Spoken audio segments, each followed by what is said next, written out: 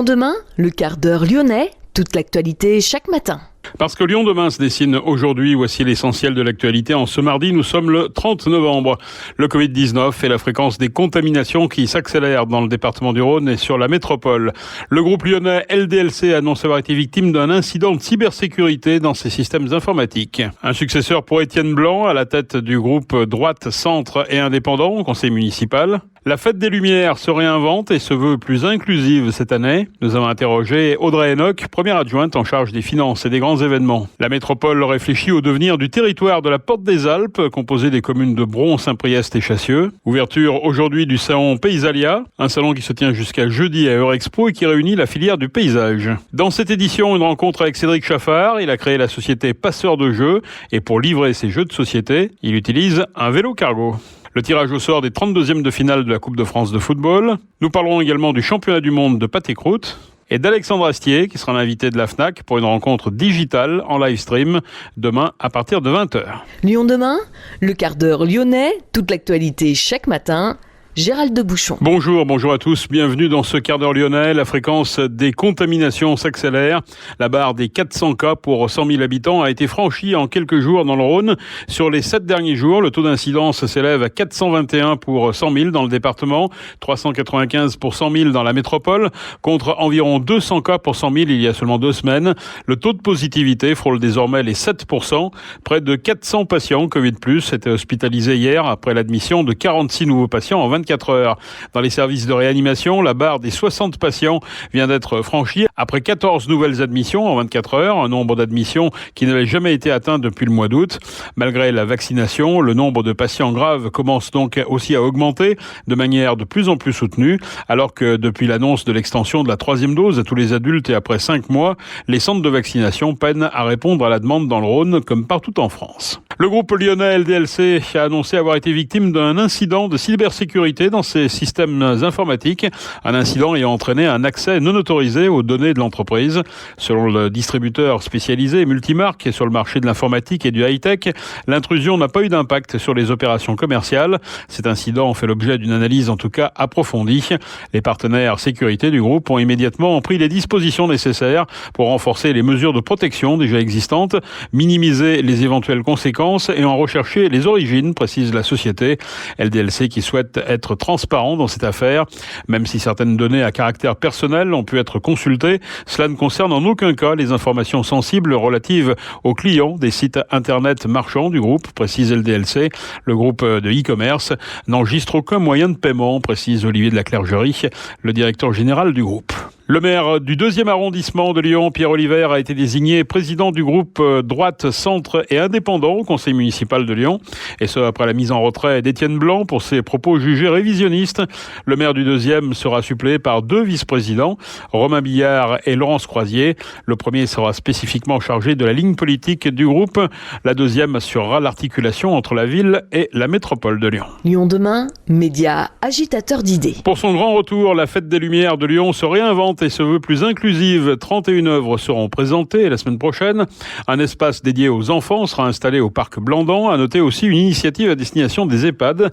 Nous avons rencontré Audrey Enoch, première adjointe en charge des finances et des grands événements. À terme, on réfléchit à ce que la fête puisse s'étaler de nouveau un peu plus dans l'espace, sur plus d'arrondissements, et puis peut-être un peu plus dans le temps, qui permettra d'avoir moins de flux de population à un endroit donné, et donc à tout le monde, même les personnes qui peuvent être un peu fragiles ou craindre la foule tout simplement, de pouvoir venir faire la fête. Mais d'ores et déjà pour cette année, le fait qu'on dédie le parc Blandan aux familles et aux enfants et qu'on a des œuvres qui vont être sur des espaces déjà un petit peu plus excentrés de la presqu'île va permettre à ceux qui souhaitent voir certaines œuvres sans aller sur la place des terreaux à la place Bellecour pourront quand même profiter de ces installations. La fête des Lumières va rentrer pour la première fois dans les EHPAD. Comment ça va se passer ? Alors, dans les EHPAD, on va avoir filmé la fête intégralement, l'ensemble des 31 œuvres qui vont être projetées cette année. Et on va permettre aux personnes âgées dépendantes de voir la fête en réalité augmentée grâce à des casques numériques qui leur seront proposés. Donc, pour l'instant, ce sera dans les 4 EHPAD de la ville de Lyon. Et ensuite, ces casques seront proposés à plus de 200 établissements de santé partout en France. plus. Et puis aussi les enfants, là aussi c'est difficile parfois d'emmener des enfants, notamment en bas âge. Comment ça va se passer? Là, c'est du côté du parc Blandan et uniquement de ce côté-là? Alors, pas uniquement Blandan, mais disons que Blandan sera vraiment dédié aux enfants, aux familles. C'est un parc qui est vaste, où c'est facile de cheminer et où on aura plus d'une dizaine d'installations qui rappellent les stands des kermesses ou des fêtes foraines. Donc ce sera vraiment adapté aux enfants et en plus on a avancé les horaires sur du 18h, 22h pour que les enfants qui doivent se coucher relativement tôt puissent profiter de la fête. Mais à côté de ça, on va aussi proposer, et c'est une première cette année, un livret pédagogique qui sera distribué dans l'ensemble des écoles de la ville et qui sera aussi donné dans les soirs de la Fête des Lumières pour que les enfants voient comment on prépare une Fête des Lumières, comment on crée une œuvre, puissent faire aussi des travaux manuels grâce à leur livret et qui s'approprient ainsi la Fête des Lumières qui est la fête de tous les Lyonnais et les Lyonnaises. C'est une fête qui coûte cher chaque année, 4 millions d'euros. C'est d'autant plus difficile cette année que les entreprises ont pu mettre un petit peu moins la main à la poche. Comment vous bouclez le budget? Alors on a eu une baisse du mécénat cette année, évidemment, parce que les entreprises sortent pour certaines très affaiblies de la crise sanitaire et avaient moins de trésorerie pour nous aider. Mais en réalité, ça n'a pas été une trop grosse difficulté pour la ville de Lyon, puisque les œuvres qui n'avaient pas pu se dérouler l'année dernière pour l'édition 2020 ont été reportées cette année, avec un coût bien moindre que racheter totalement une nouvelle œuvre. Donc l'un dans l'autre, on arrive à avoir un budget qui est stable au niveau de la dépense publique pour une fête qui a autant d'œuvres que d'habitude. Alors pour conclure, elle s'inscrit dans la tradition cette fête. Quelle patte quand même vous voulez y apporter, vous, la nouvelle équipe municipale, puisque c'est la première fête qui intervient dans votre mandat? Notre patte, c'est vraiment cette vision de l'inclusion et de la solidarité avec une fête qui est plus ouverte aux enfants, aux personnes âgées, avec le projet qui va se dérouler aux subsistances avec un public en insertion. C'est vraiment quelque chose qui nous semble très important. Et à partir de l'année 2022, on vise la certification de la norme éco-responsable, la norme ISO 20121, qui nous permettra d'avoir un très grand événement, peut-être le plus grand événement en France, qui soit sur cette norme d'éco-responsabilité. 1 million de personnes par jour sont attendues à Lyon lors de cette édition 2021 de la Fête des Lumières, programmée du 8 au 11 décembre. La métropole veut réfléchir au devenir du territoire de la Porte des Alpes, composé des communes de Bron, Saint-Priest et Chassieux, afin de dégager les futurs grands axes de ce secteur de l'Est lyonnais d'ici 2050.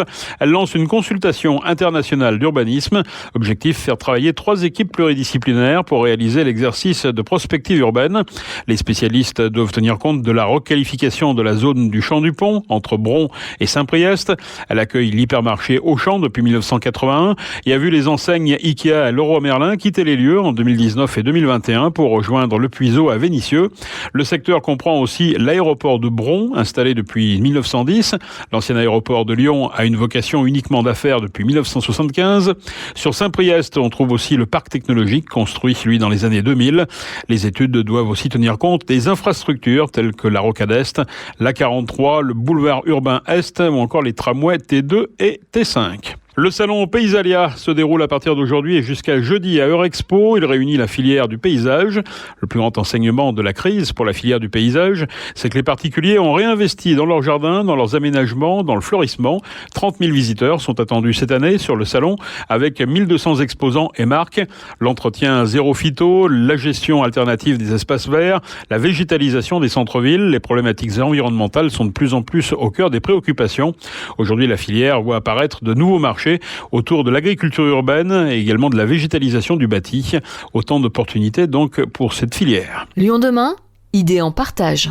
On peut tout faire ou presque à vélo, surtout lorsque l'on dispose d'un vélo cargo. Cédric Chaffard a créé la société Passeur de Jeux. Son activité, la location de jeux de société via un site internet.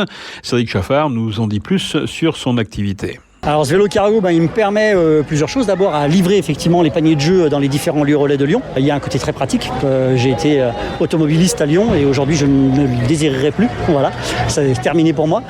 J'ai vraiment adopté le mode de circulation à vélo qui est un mode pour moi idéal en fait pour le citadin en fin de compte. Et puis il me sert aussi pour mes animations puisque je me déplace de café en café ou de place en place de temps en temps pour proposer des animations autour du jeu de société où je propose de découvrir des jeux que j'ai emmené à ce moment-là. Voilà. Alors quel type de jeu? Il n'y a pas qu'il y en a beaucoup. Oui, alors il y en a de plus en plus. On va dire qu'on est sur le champ du jeu moderne. Ce que j'appelle le jeu moderne, c'est les jeux après les années 2000. Tout le monde connaît le Monopoly, le Cluedo, le Risk. À partir des années 2000, a commencé à se développer d'autres types de jeux, d'autres gammes de jeux. Et là, on en est aujourd'hui en 2020, à 2021 même, à une production qui s'est vraiment intensifiée. Aujourd'hui, il y a plus de 1700 jeux nouveaux qui sortent par an, en fait, donc ce qui devient aussi une vraie jungle, en fin de compte, parmi ces jeux. Donc Passeur de jeu a aussi vocation à faire découvrir, en fait, toute la richesse de ces maisons d'édition, pour beaucoup qui sont françaises en plus, puisque le jeu nous vient d'Allemagne au départ pour la France, en fait, dans sa pratique, mais la France a très vite développé son propre écosystème, et même si les fabrications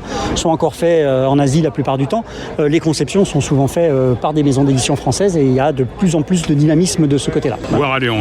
Voire à Lyon, avec effectivement à Lyon un gros développement des cafés ludiques et puis des boutiques de jeux qui sont très importantes. Donc c'est vrai qu'on est vraiment dans une ville très tournée autour du jeu. On a aussi des éditeurs de jeux à Lyon. Je pense à Catch Up Games par exemple, qui est aussi éditeur à Lyon, les éditions Opla qui sont pas bien loin d'ici, voilà, qui sont des éditeurs lyonnais et avec en plus souvent des démarches vers l'environnement, vers une fabrication moins coûteuse pour moins énergivore, etc. Voilà. Donc votre vélo, en fait, il sert essentiellement de moyen de transport pour transporter ces jeux? Tout à fait. Pour moi, c'est mon moyen de transport. Ça l'est même personnellement, je vous cache pas, puisque ça m'empêche pas d'aller au boulot avec. C'est aussi un vrai stand publicitaire, en fait, à lui tout seul, puisque en 2017, quand je l'ai acheté et que j'ai commencé à rouler à Lyon, il n'y avait pas beaucoup de vélos cargo. Et c'est vrai que c'était un vélo qui était extrêmement visible du fait de sa forme, et puis des petites étiquettes que j'ai mis, enfin des petits logos liés à Passeur de jeu que j'ai mis autour. Et aujourd'hui, ça reste un super outil de communication aussi quand je me promène à Lyon. Donc je vous cache pas que je l'utilise au quotidien. Voilà. Comment on fait alors pour réserver? Alors pour réserver, il faut aller sur le site passeurdejeu.fr. Vous allez sur ce site acheter des jetons qui vont vous permettre ensuite de louer des jeux. Donc les jetons sont à 2 € pièce en fait, mais on peut les acheter en groupe. Plus on les achète en groupe et moins ils sont chers. Et ensuite, il va falloir réserver votre jeu dans la semaine pour une livraison le vendredi et vous allez pouvoir garder votre panier de jeu une semaine. Voire 2, il y a une petite option pour garder 2 semaines et vous ramenez le jeu à l'endroit où vous l'avez récupéré tout simplement. Et le site internet, c'est passeurdejeu.fr. Football, le tirage au sort des 32e de finale de la Coupe de France. Les matchs auront lieu les 18 et 19 décembre. L'Olympique lyonnais se retrouve face au Paris FC, 5e de Ligue 2, l'une des équipes les plus en forme de Ligue 2. Un déplacement au Stade Charletti.